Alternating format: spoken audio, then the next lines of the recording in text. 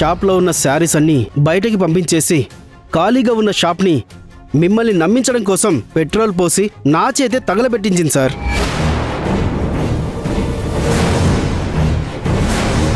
సంధ్య, ఏంటి ఆలోచిస్తున్నావు?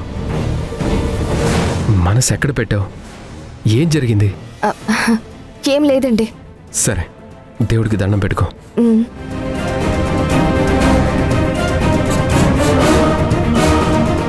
మీకు రావాల్సిన ఇన్సూరెన్స్ క్లెయిము హోల్డ్లో పడింది. నువ్వు చేసిన పనికి నీ మీద యాక్షన్ తీసుకుంటారు. ముందు ఈ పేపర్ మీద సంతకం చెయ్యి.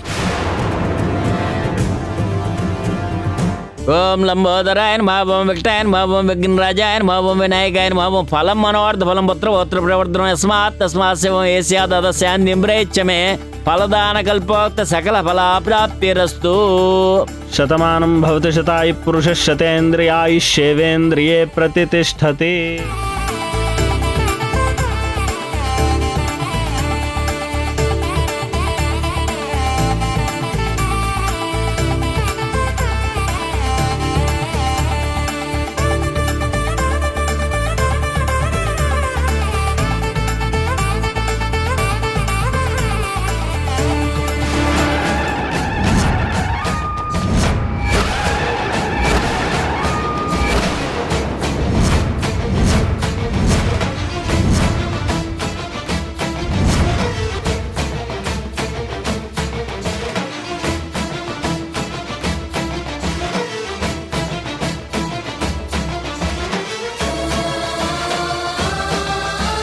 నువ్వు నీ భర్తతో నీ పెళ్లి రోజుకి గుడికి వచ్చి పూజలు అర్చనలు జరిపిస్తున్నావు.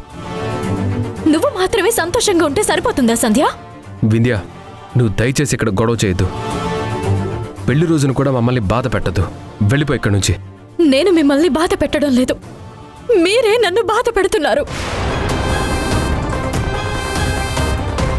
ఎందుకు సంధ్య ఇలా చేస్తున్నావు? అసలు నేను నీకేం అన్యాయం చేశాను? నన్నెందుకు ఇలా ఏడిపిస్తున్నావు? నీకు చేతులెత్తి వేడుకుంటున్నాను, ప్లీజ్. నువ్వు నన్ను వేడుకోవడం ఏంటే? నీ కళ్ళల్లో కన్నీళ్ళేంటి? అసలేం జరిగింది? ఏమి తెలియనట్టు కొత్తగా అడుగుతున్నావా? నువ్వు నా స్నేహితురాలివా శత్రువా?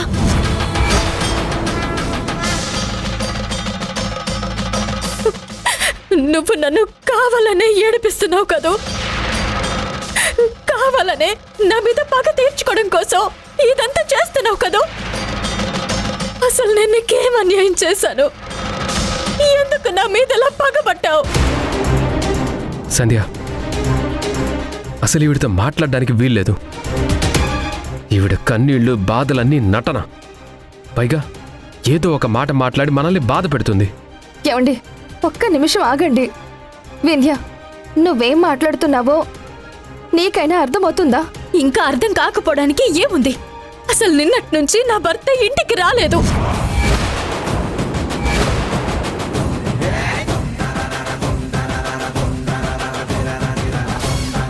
ఈ రోజు మా పెళ్లి రోజుని కూడా ఆయనకి గుర్తు లేకుండా ఇంటికి రాకుండా ఎలా ఉంటాడు? అసలు నువ్వేం చేసావు సంధ్య?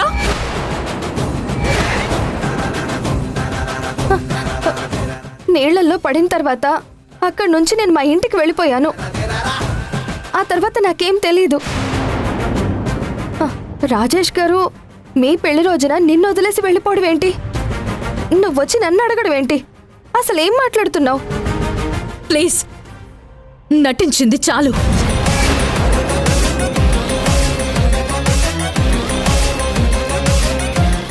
నువ్వు ఎక్కడో ఒక చోట నువ్వు ఆయన్ని దాచిపెట్టే ఉంటావు.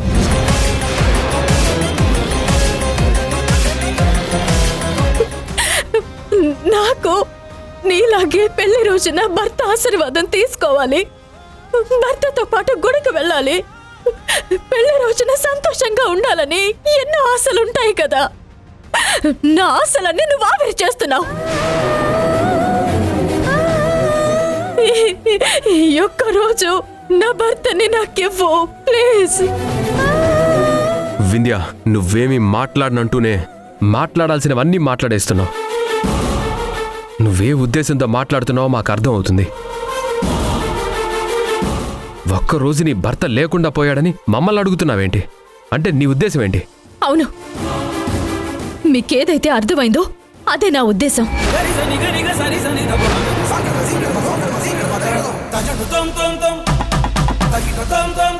నా ఇంట్లో లేకపోతే నా భర్త ఎక్కడుంటాడు? వింధ్య, ఇక చాలు. ఇప్పటికే మన ఇద్దరి మాటలు చాలా దూరం వెళ్ళాం. ఈ రోజు మా పెళ్లి రోజే. పెళ్లి రోజును కూడా నన్ను ఎందుకు ఇలా ఏడిపిస్తున్నావు? ఇంట్లో పుట్టడి కష్టాల్లో ఉన్నాను, అది చాలదన్నట్టు మళ్ళీ ఏంటిది? ఎందుకు ఇలా బాధ పెడుతున్నావు? సంధ్య, నేను మొదటి నుంచి చెప్తూనే ఉన్నాను, ఈవిడ గారిని భరించిన కొద్దీ మాటలతో హింసిస్తూనే ఉంటుంది. చూడు వింధ్య, నువ్వు నీ భర్త మీ మధ్య గొడవలకి మాకు సంబంధం లేదు. అనవసరంగా మా జీవితంలోకి రావద్దు. వెళ్ళిపో ఇక్కడి నుంచి. వెళ్ళిపోతాను, తప్పకుండా వెళ్ళిపోతాను. సంధ్య, నన్నేడిపిస్తున్నావు కదా?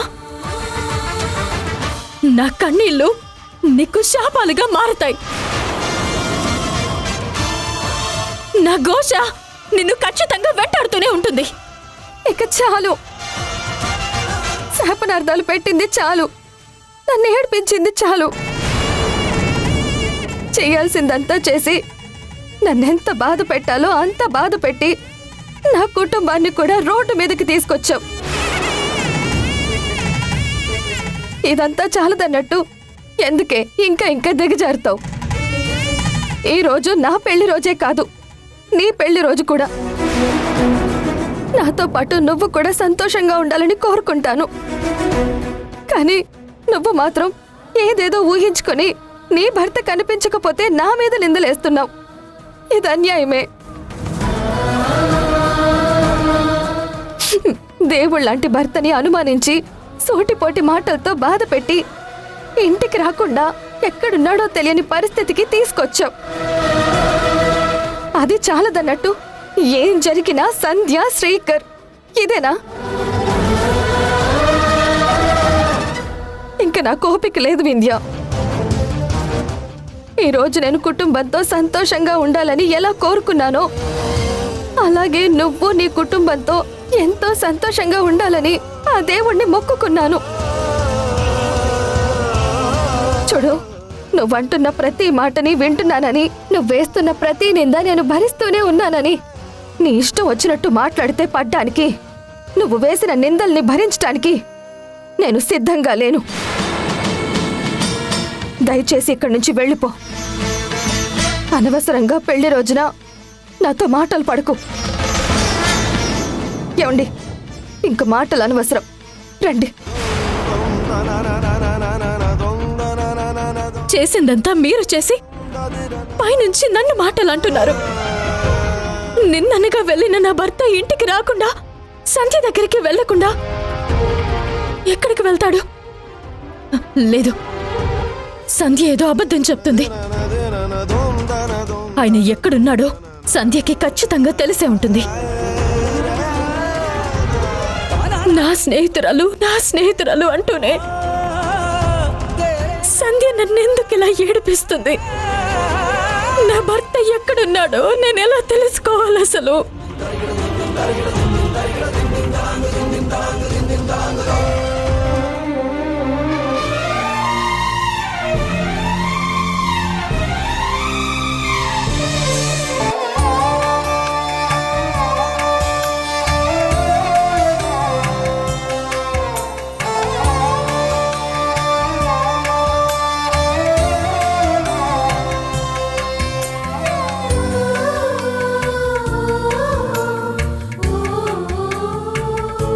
పెళ్లి రోజున కూడా నా భర్త నా పక్కన లేడు. అందరూ ఉన్నా ఎవరో లేని ఒంటరి దాన్ని అయిపోయాను. రాజేష్, ఎక్కడికి వెళ్ళావురా నువ్వు? అసలు ఎంతమందికి ఫోన్ చేశానో తెలుసా? ఎక్కడికి వెళ్ళావో తెలియక ప్రాణం విలవిలలాడిపోయింది. అయినా ఫోన్ కూడా చేయకుండా నైట్ అంతా ఎక్కడికి వెళ్ళావు నువ్వు? ఏంటి బావా ఇలా చేశావు? రాజేష్, మీ అమ్మ ఎంత కంగారు పడిందో తెలుసా?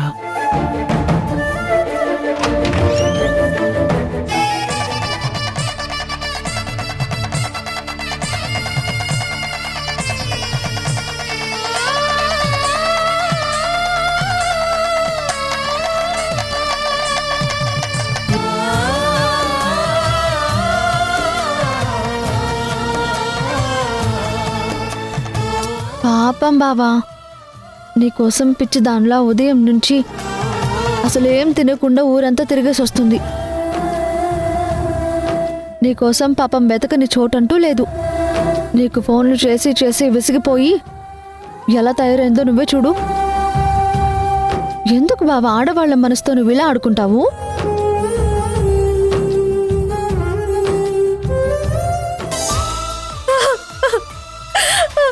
ఏమండి,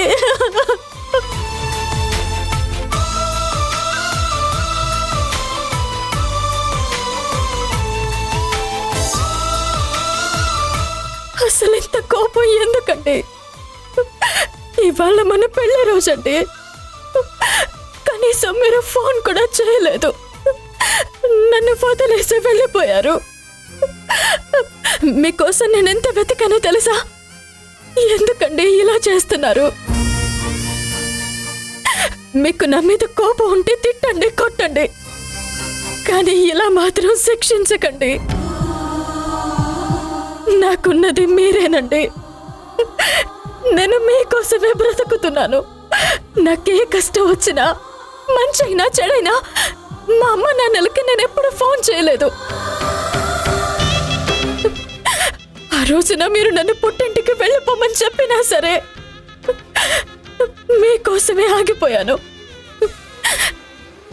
మీరు లేకపోతే నేను ఎవరి కోసం బ్రతకాలి? ఎందుకంటే మీరు నన్ను ఇలా వదిలేసి వెళ్ళిపోయారు. నేను మిమ్మల్ని బాధ పెట్టడం వల్లే, నా వల్లే మీరు వెళ్ళిపోయారని అత్తయ్య నన్ను నిందిస్తూ ఉంటే ఎవరికి చెప్పుకోవాలో అర్థం కాక, ఏం చెయ్యాలో అర్థం కాక నరకం అనుభవించాను.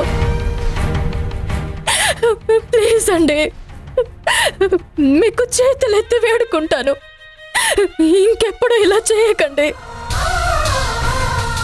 మీరు లేకపోతే నేను చచ్చిపోతాను.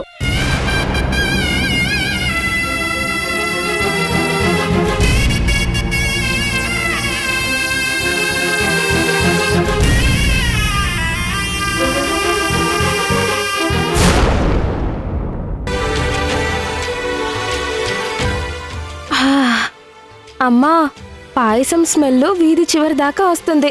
నీ చేత్తో పాయసం వండితే నిజంగా అమృతంలా ఉంటుందమ్మా. త్రిజ, ఈరోజు మీ అన్నయ్య వదినల పెళ్లి రోజు కదే. పాపం పెళ్ళయి ఇక్కడికి వచ్చిన దగ్గర నుంచి సంధ్య మన కోసం త్యాగాలు చేసిందే తప్ప ఏ రోజు తన గురించి ఆలోచించుకోలేదు.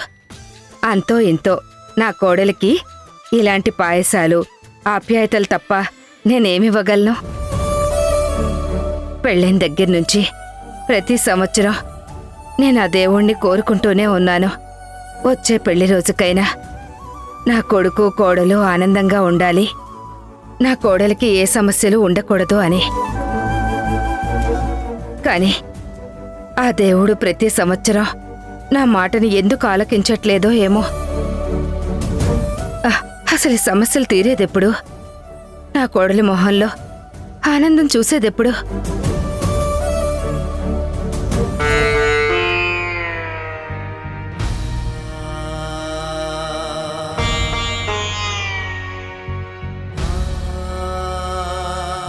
ఎక్కడో ఒక చోట నువ్వు ఆయన్ని దాచిపెట్టే ఉంటావు. అసలు నిన్నటి నుంచి నా భర్త ఇంటికి రాలేదు.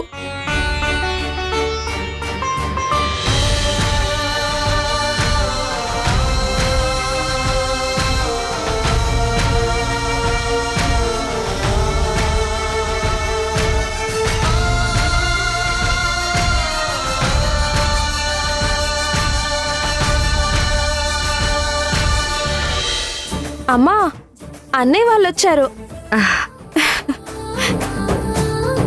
అన్నయ్య, వదినా, మీకోసం అమ్మ వేడివేడిగా పాయసం చేసింది.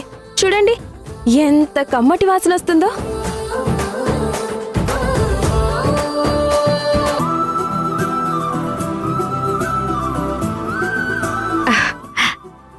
అమ్మ సంధ్య, గుళ్ళో అర్చన బాగా జరిగిందమ్మా. ఇదిగోండి, ఇద్దరు పాయసం తీసుకోండి. అమ్మా, ఇప్పుడు ఇవన్నీ ఎందుకు? అదేంట్రా, నేనింత కష్టపడి మీ పెళ్లి రోజుని పాయసం చేస్తే నువ్వు వద్దు అంటావేంటి?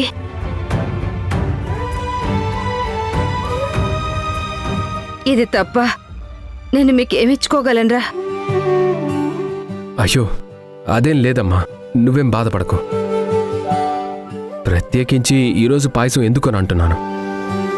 అమ్మ సంధ్య, వాడు అలాగే అంటాడు. నువ్వు తీసుకోమ్మా, తీసుకో. శ్రీజ వదినకివ్వు. నువ్వు తీసుకో శ్రీకరం. శ్రీజ తినమ్మా.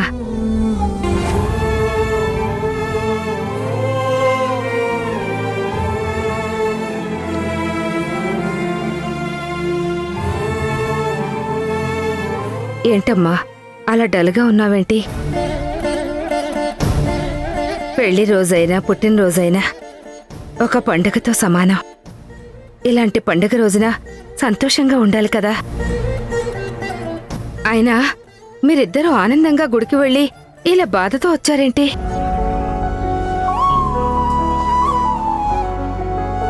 ఏంట్రా, ఏమైనా జరిగిందా?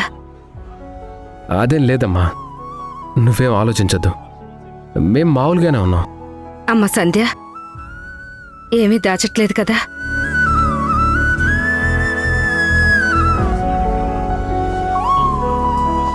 నిజంగా వాడు చెప్పినట్టు ఏమీ లేదు కదా? ఏం లేదత్తయ్యా. అమ్మా, అలసిపోయి వచ్చుంటారు. ఎందుకమ్మా నువ్వు దానికే ఇంతలా కంగారు పడుతున్నావు? వదిన పక్కన అన్నయ్య ఉండగా వదినకేమవుతుంది? ఎవరైనా వదిన్ని ఒక్క మాట అన్నా అన్నయ్య ఊరుకుంటాడా? అసలు అన్నిస్తాడా? నువ్వేం ఆలోచించొద్దమ్మా. చూడు పాయసం ఎంత బాగా చేశావో. వదినా నువ్వు తిను, అన్నయ్య నువ్వు కూడా తిను.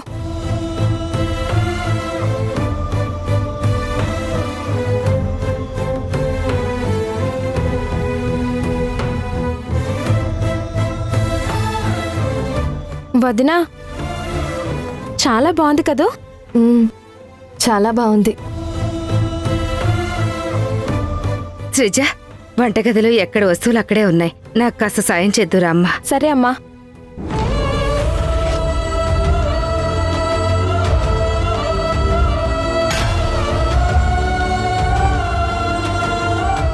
ఏమండి, మీరు వింధ్య మాటల గురించి బాధపడద్దు ప్లీజ్.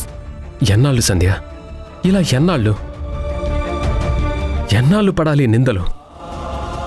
వింధ్య తన స్థాయికి మించి నోటికొచ్చినట్టు మాట్లాడుతుంటే చాచి చంప పగలగొట్టాలని నీకెప్పుడు అనిపించలేదా?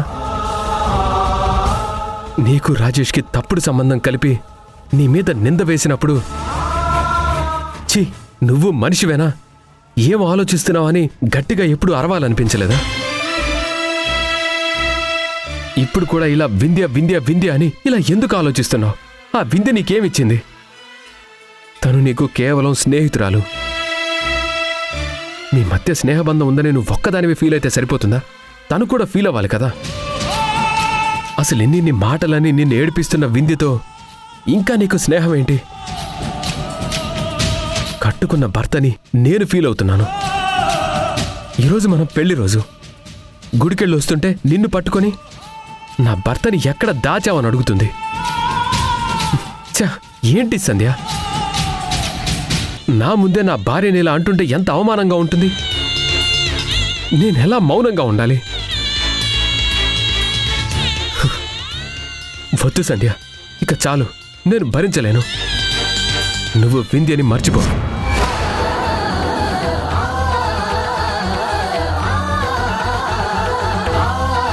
నీ స్నేహాన్ని వదులుకో. ఇంకా నువ్వు స్నేహం స్నేహం అని వింధ్య గురించి ఆలోచిస్తే నీకు నాకు మాత్రమే కాదు, మన కుటుంబానికి కూడా సమస్యే.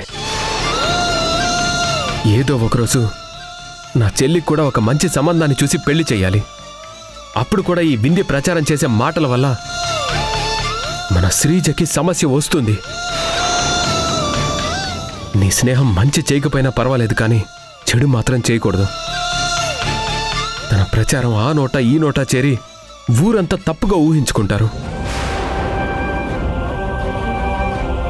ఒక అబద్ధాన్ని 100 సార్లు చెప్తే అదే నిజం అవుతుంది అంటారు. ఇప్పుడు వింధ్య చేస్తుంది కూడా అదే. దయచేసి నేను చేతులెత్తి వేడుకుంటున్నాను, ఆ వింధ్యని మర్చిపో. నీ స్నేహాన్ని చంపేసుకో. కట్టుకున్న భర్తగా నేను అర్థిస్తున్నాను సంధ్య. వింధ్యతో స్నేహం మనకిక కలిసి రాదు. ప్లీజ్ సంధ్య, నా కోసం వింధ్యని దూరం చేసుకో. ఆ వింధ్య కంటే నేను నా మాటే నీకు ముఖ్యమైతే నువ్వు వెంటనే మర్చిపో. ఇంకొకసారి ఇంట్లో వింధ్య పేరు విన్నా, తన ప్రస్తావన తెచ్చినా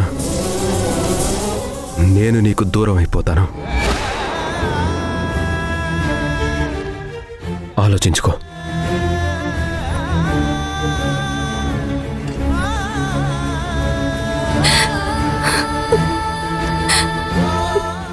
ఏంటండి ఇది?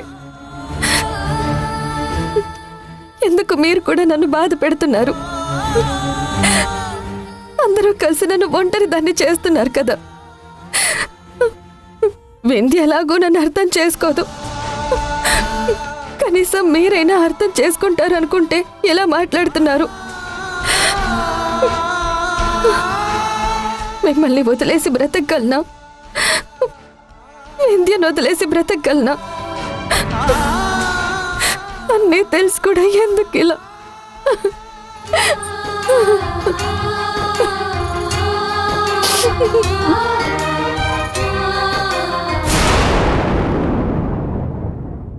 ఇక మీదట వింధ్యని మర్చిపోతానని నాకు మాటివ్వు.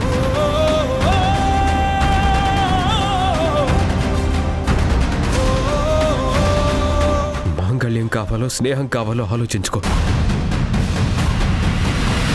నీ జీవితం నుంచి వింధ్య వెళ్ళిపోతేనే నువ్వు సంతోషంగా ఉంటావు.